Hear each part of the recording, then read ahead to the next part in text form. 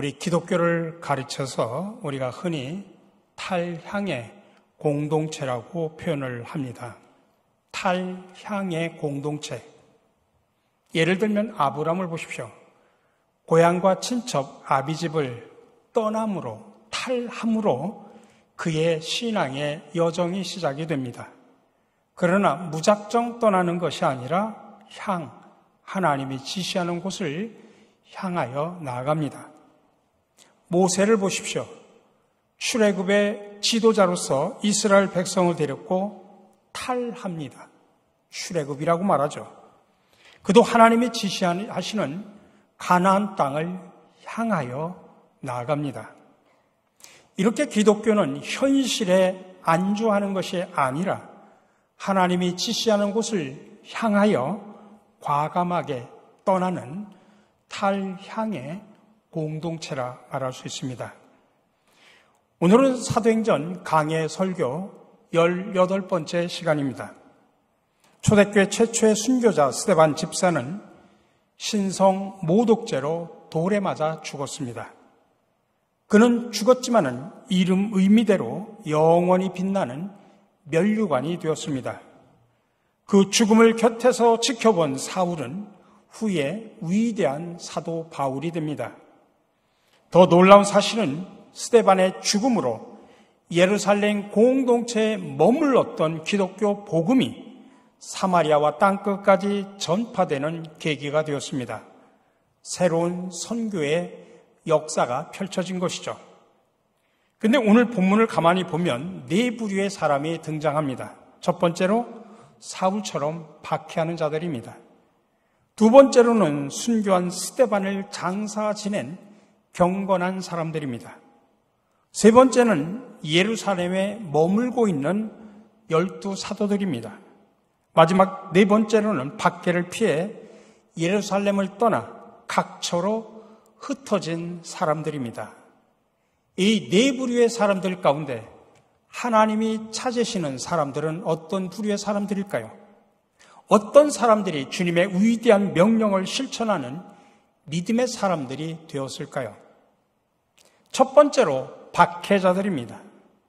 스데반이 순교 후에 초대교회 공동체 안에는 큰 박해가 시작이 됩니다. 여기서 큰이라는 표현은 헬라어로 메가스라고 표현합니다. 이게 100만 배를 의미하는 영어 메가가 여기에서 나옵니다. 우리 생활 속에서 자주 사용하는 메가톤급 또는 영화관도 메가박스가 있죠. 한마디로 상상을 초월하는 메가톤급의 대박해가 교회를 덮쳤다는 이야기입니다. 그 중심에 서 있었던 사람이 바로 사울입니다. 사도행전 7장에 스데반의 긴 설교에 등장하는 많은 사람들 가운데 유일하게 이름이 기록된 사람이 바로 사울입니다. 그것은 바로 스데반의 순교와 사울 간의 상관관계는 특별히 하나님의 계획과 섭리 가운데 이루어졌다고 사도행전의 저자인 누가는 그렇게 의도적으로 표현한 것입니다. 3절에 보면 사울이 어떻게 교회를 박해했는지 구체적으로 나옵니다.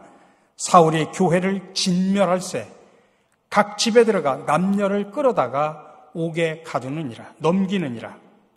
여기에 진멸하다라고 표현하는 헬라어는 멧돼지가 들어와가지고 포도원에 들어와서 짓밟아 온통 쑥대밭으로 만드는 그런 상태를 표현합니다.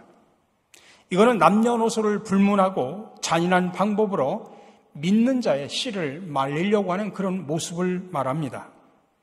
그러면 사울이 왜 그렇게 잔인한 방법으로 초대교인들을 그렇게 핍박했을까요? 그것은 바로 하나님을 위해서입니다. 사울은 이단 사이비 교주가 아닙니다. 누구보다도 구약의 율법을 준수하고 하나님을 열심히 또 잘 믿으려고 애쓰던 사람입니다. 근데 결국에 그의 신앙이 하나님 나라를 파괴하고 적 그리스도와 같은 역할을 합니다. 그 이유가 뭘까요? 하나님을 잘못 알았기 때문입니다. 다시 말하면 그의 믿음이 잘못되었기 때문입니다. 오늘날도 마찬가지입니다. 잘못된 믿음과 신앙생활이 오히려 교회 공동체를 무너뜨립니다. 또 믿는 자들을 핍박합니다. 우리 주변에 보면 저 사람 참 분명히 예수를 믿는데 적 그리스도와 같은 역할을 하는 사람들도 있습니다. 아니 또 보면 정의라는 이름으로 자기만의 잣대를 가지고 교회나 사람들을 마음대로 재단합니다. 일방적인 자기 입장을 교회 전체의 모습으로 확대 해석합니다. 진정 하나님을 믿는 것이 아니라 자기 집착 내지는 허상을 쫓는 안타까운 모습입니다. 근데 이런 사람이 열심을 내면 낼수록 교회 공동체와 교인들은 더 힘들고 어렵습니다. 또 세상 사람들에게 교회에 부정적인 인식을 심어줍니다.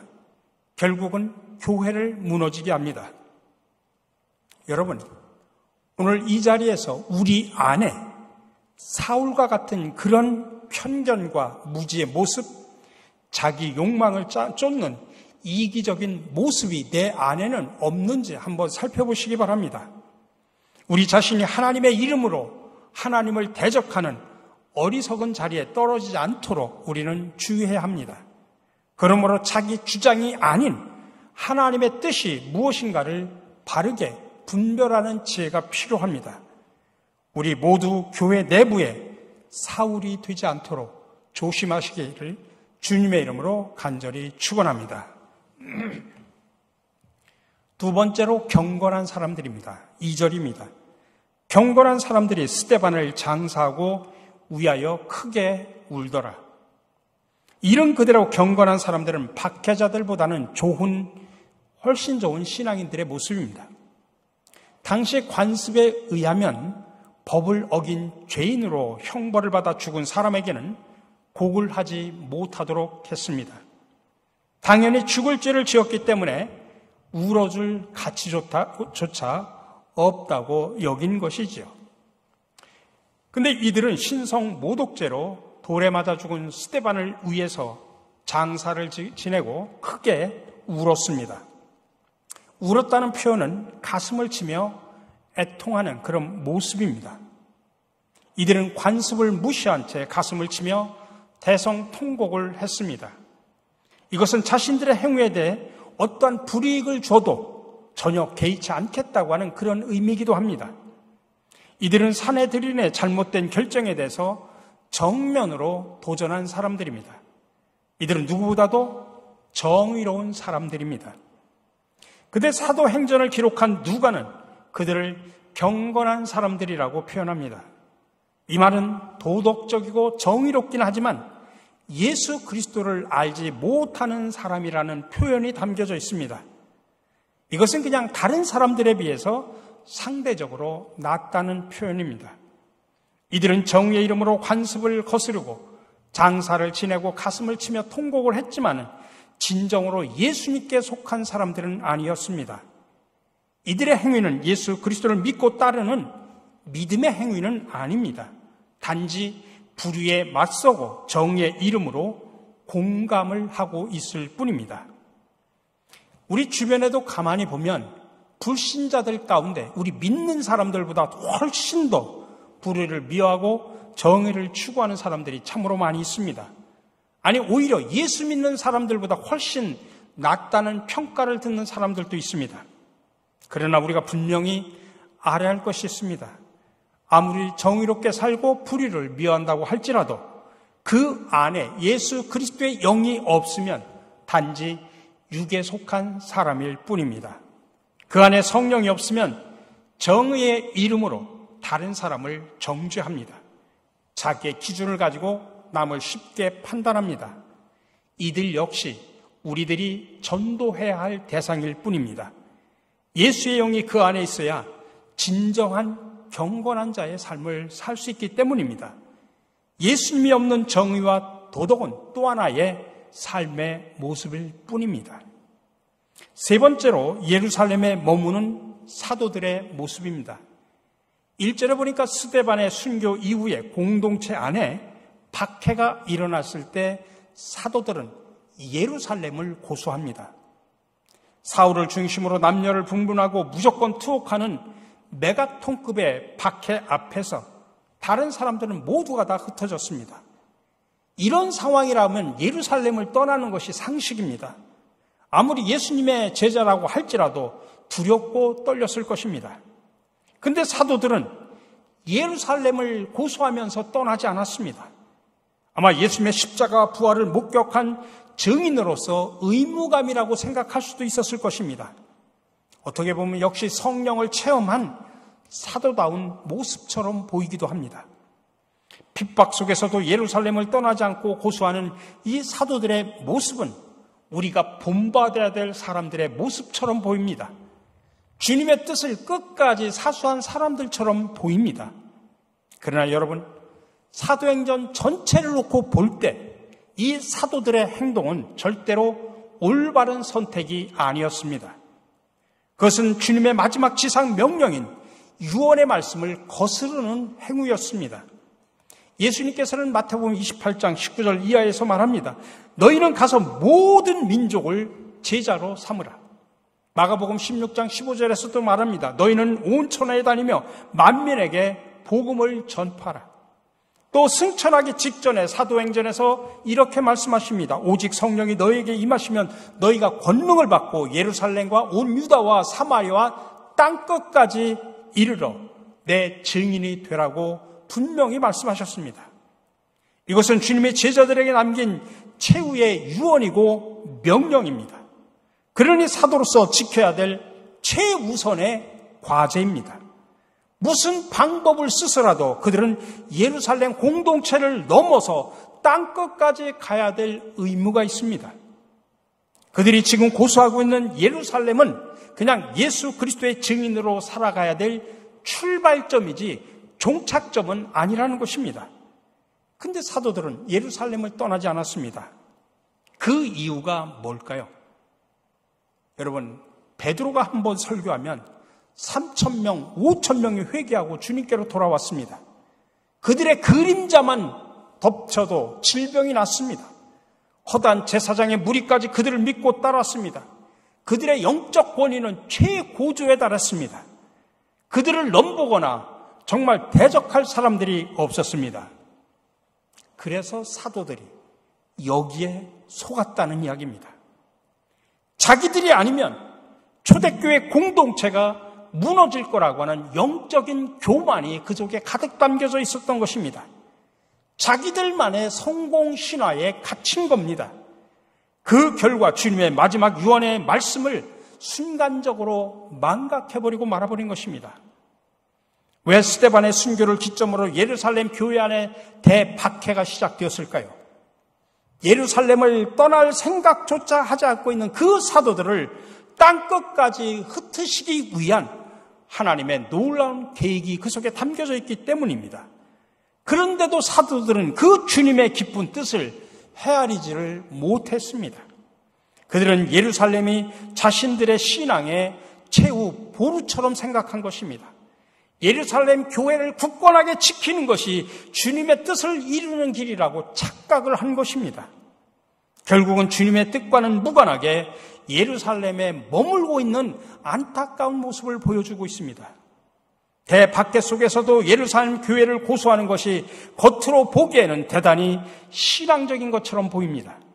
그러나 실제로는 주님의 뜻을 거스르는 아주 비신앙적인 자기 집착에 불과했습니다.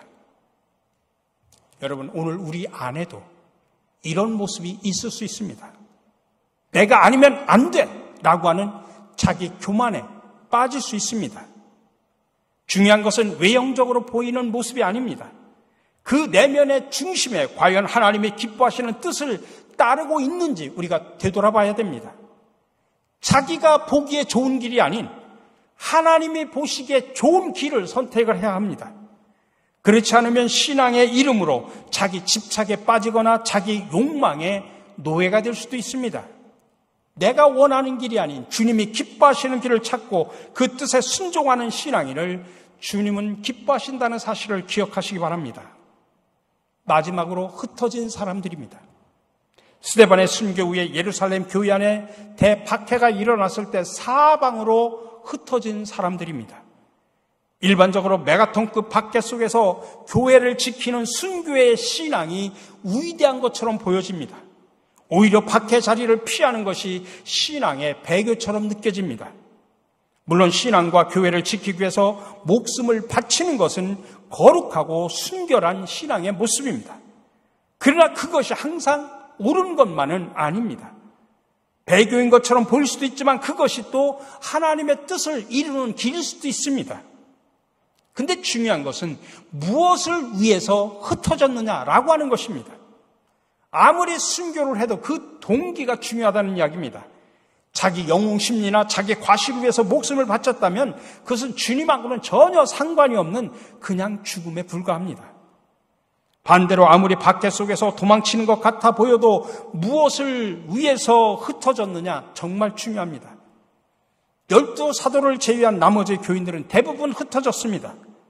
물론 그들 가운데는 죽음과 두려움 때문에 피해서 도망간 사람들도 있을 수 있겠죠. 그러나 사도행전을 기록한 누가는 이 흩어진 사람들의 흩어진 이유를 명확하게 우리에게 보여주고 있습니다. 4절입니다. 그 흩어진 사람들이 두루 다니며 복음의 말씀을 전할세. 흩어진 사람들이 그냥 무서워서 도망간 것이 아니라 흩어져서 이곳저곳 두루 다니면서 복음의 말씀을 전했다는 이야기입니다.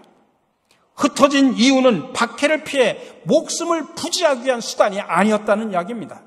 새로운 삶의 터전을 잡아가지고 그 속에서 안락한 삶을 살기 위해서 흩어진 것이 아니라는 이야기입니다. 그 흩어진 사람들은 예루살렘을 뛰어넘어 사마리아와 땅끝까지 예수 그리스도의 복음의 증인이 되기 위해서 흩어졌다는 이야기입니다. 이들이야말로 예수님의 대위명령을 바로 깨달은 하나님의 사람들입니다. 주님의 뜻을 그 상황 속에서 가장 바르게 이해하고 순종한 사람들입니다. 이 흩어진 사람들을 통해서 예루살렘에만 머물던 복음이 사마리아와 땅끝까지 확산이 됩니다. 사도행전 11장에서 이렇게 표현합니다. 그때 스데반의 일로 일어난 환란으로 말미암아 흩어진 자들이 베니게와 구브로와 안디옥까지 이르러 유다인에게만 말씀을 전하는데 그중에 구브로와 구레네 몇 사람이 안디옥에 이르러 헬라인에게도 말하여 주 예수를 전파하니 주의 손이 그들과 함께 하심에 수많은 사람들이 믿고 죽게 돌아오더라.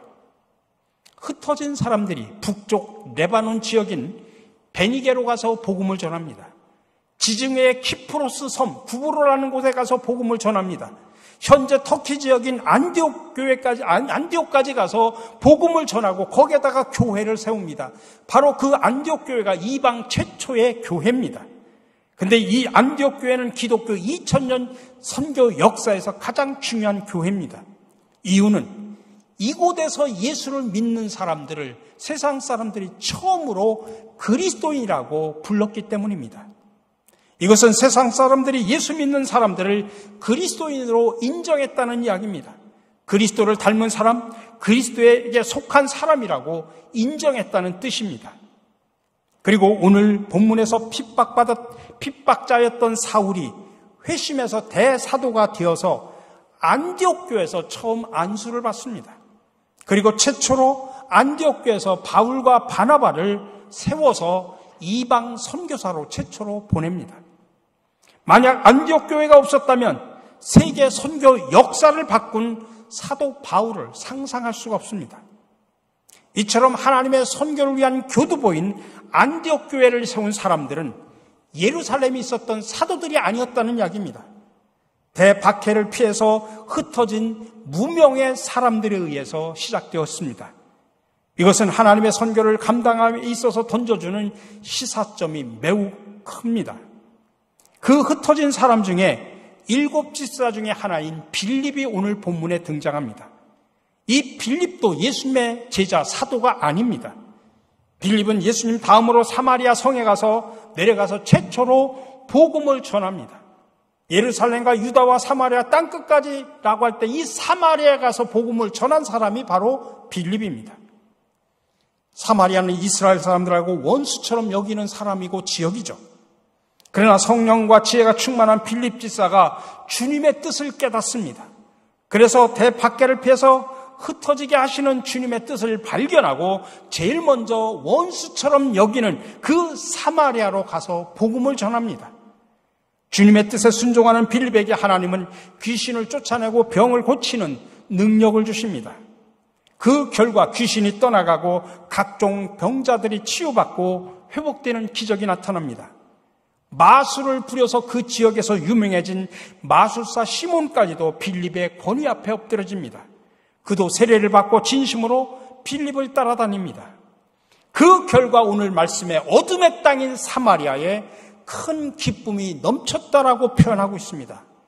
여러분, 이게 바로 복음의 능력입니다.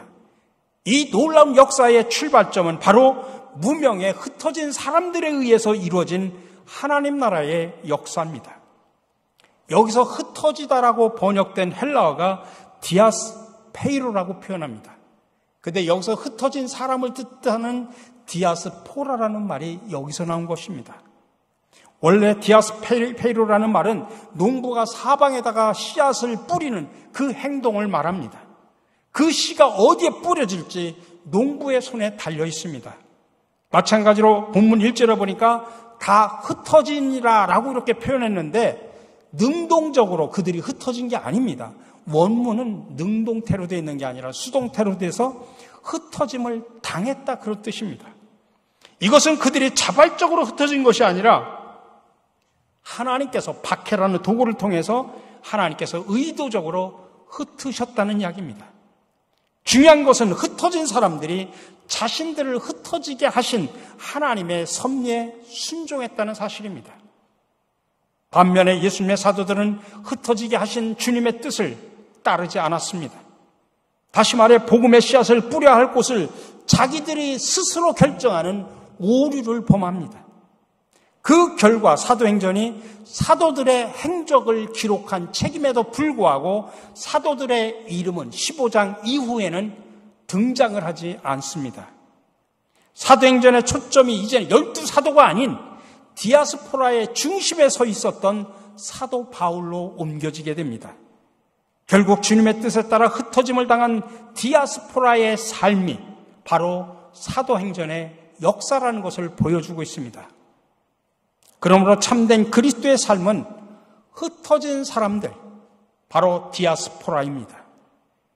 근데 여러분, 2000년 전 이 땅에 성육신하신 예수님이야말로 디아스포라의 산 증인입니다.